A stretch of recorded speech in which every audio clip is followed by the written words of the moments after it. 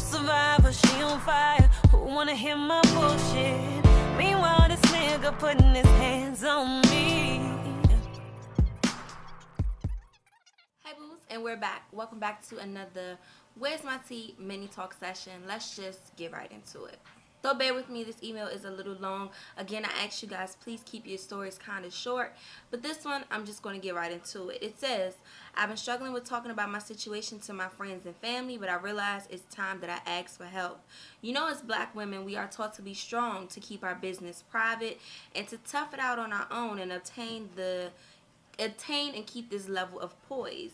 That's what I've been doing, but I'm at my breaking point. I'm a 20-year-old senior in college, out of state, and I fell in love with the devil. I've been in this relationship since I was a freshman, and to be honest, I don't even know if this is love. He hits me, calls me out of my name, makes me feel like life on earth shouldn't be for me, and he bends me, but I'll never break for him. I know that the relationship I'm in is considered to be an abusive one.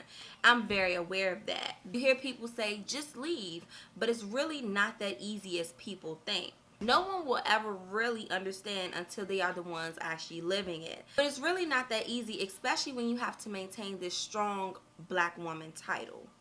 I have this facade that I've been wearing with me, being very active on campus. I'm president of 2 organizations, I'm a member of a sorority, and I maintain a 3.6 GPA. And in my community, I'm known. I've tried leaving, but when I leave, where can I go? Somehow, everyone that I was close to, I have lost because of my relationship. And I'm afraid to just tell anyone because I'm embarrassed. I chose to move out of state for college against my family's request of me not to, and they have cut me off completely years ago. They are waiting for me to fail and come back to them for help, but I refuse to give them the satisfaction of being right. So, of course, I go back home to him and to our apartment. There's been times when I have slept in my car for days and could wait for him to leave so I could shower and get more clothes.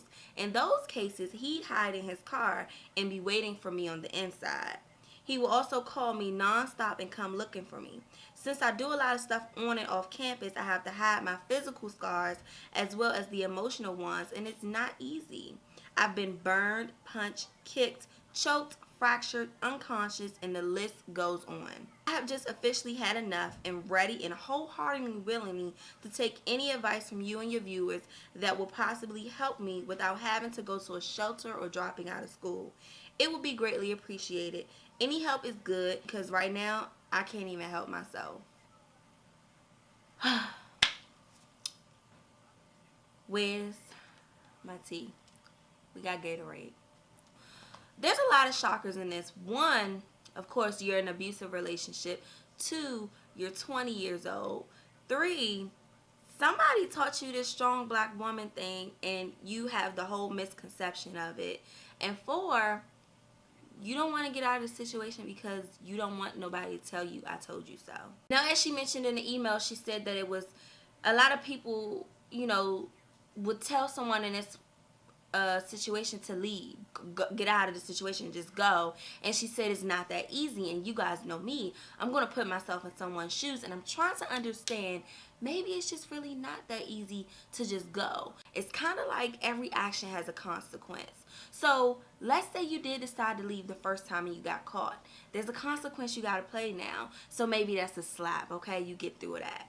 And then the second time you try to leave, you get caught again. And this time you get knocked down some stairs. So actually, I can understand how it is hard because the consequence get worse and worse and worse. So it's like, let me just stop trying to leave because I get caught. But one thing I don't understand is how hard is it for someone to avoid someone?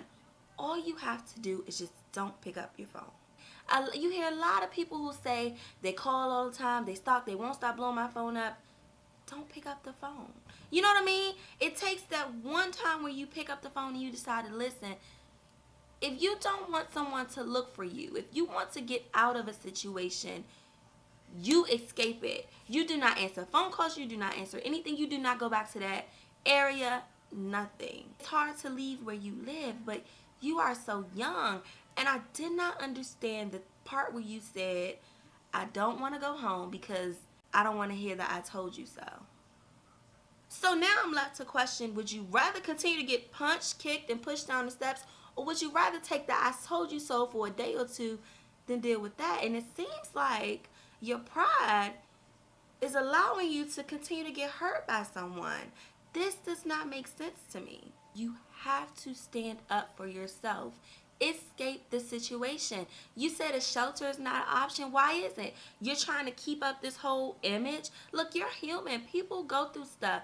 You can continue to keep up an image, but little do you know that image will start to fall. You are tearing down inside, and you would rather hold that image than be who you truly are. That's unacceptable. If you have options, i.e. a shelter, and to go back home, why not take those options? You are 20 years old, and you rather put up with this because you want to keep an image. That makes no sense to me. And like I said, this is what pointed out to me the most was this strong black woman. Sweetie, you have this strong black woman thing all wrong. I don't know who taught you this or what, but this is not a strong black woman. You're being a weak black woman. See, strong women know their worth. They know what to put up with and what not. See, strong women don't need a man. They can do it on their own, and they know how to get out. That's a strong black woman. When they need help, they're going to reach out for help. See, you don't just get stuff and know it on your own. You use your resources, you learn from people. So that's what a strong person is. You need help, you tell somebody. You don't figure this out on your own, especially not a domestic abuse case. You're not on your own yet. You still have family. So in my eyes, I'm still looking at you as a child, and don't take it the wrong way. I still look at me as a child because my mom still looks after me. And if my mom knew someone was hurting me that way, as a parent, it's my child. So I'm looking at you in that way. Why can't you just go home? I don't care what nobody has to say. You can tell me the whole time that I'm home that I told you so, you was fast, you shouldn't have went it. Tell me that. I'd rather you tell me that than somebody hurting me, punching me, kicking me, smacking me, yelling at me, talking to me. I would rather take that than that. And the fact that you are aware that you are in this situation, and it seems like you don't want nobody to tell you that, okay, this is what you're in. It seems like you know that you are aware of it, and you don't want nobody to repeat it, but you're not doing anything about it. Talk to someone. You have options. You really do, but it's this image that you're trying to keep, this pride that you're trying to keep, just so that no one knows what you're going through. And I feel like that shouldn't even matter.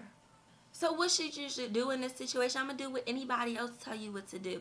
I'm not going to tell you stay. I'm not going to tell you sleep in your car. I'm not going to tell you tough it out. I'd be an idiot to say that. I'm going to tell you like any normal person would say, and I don't have to be in this situation. But if you want to be this strong black woman that you look to be, I'm going to tell you get out. I'm going to tell you seek help. I'm going to tell you if you have to go to a shelter, if you have to stay at a friend's house, that's what you do. You do not go back home. You say you're fed up of it, leave. Call 911. You have help. You have options. You can do it. If he's calling you, you say he keeps getting in contact with you, that's because you keep picking up the phone. Let this man go. Leave. You can leave. You can gain the strength and leave. Get rid of this whole image. You'll have a better image when people see how strong you are by leaving and not putting up with it. But the more you try to be this big community person but die inside, you will never be happy. You will forever go through what you're going through. And you do not deserve this. It's time for you to go. Okay, guys, so that was my advice to her. My thoughts were all over the place, honestly. It was I probably was all over the place in this video, and I didn't want to make it too long. I wanted to touch on everything and get out what I'm trying to say. But now it's your turn. More specifically, if you were in a domestic violence relationship and you got out, how did you get out? As she said, since I was not in that situation, I don't know exactly what to do. But you were. How did you leave? How did you get out? What help did you seek? I'm totally interested in hearing everyone. I really, really, really, really want to know what you guys have to say, so leave that down below. Don't forget, if you need advice, you can hit my email. My email address will be at the top and the bottom of the description box, so go ahead and shoot me an email. And that's it. I'm out.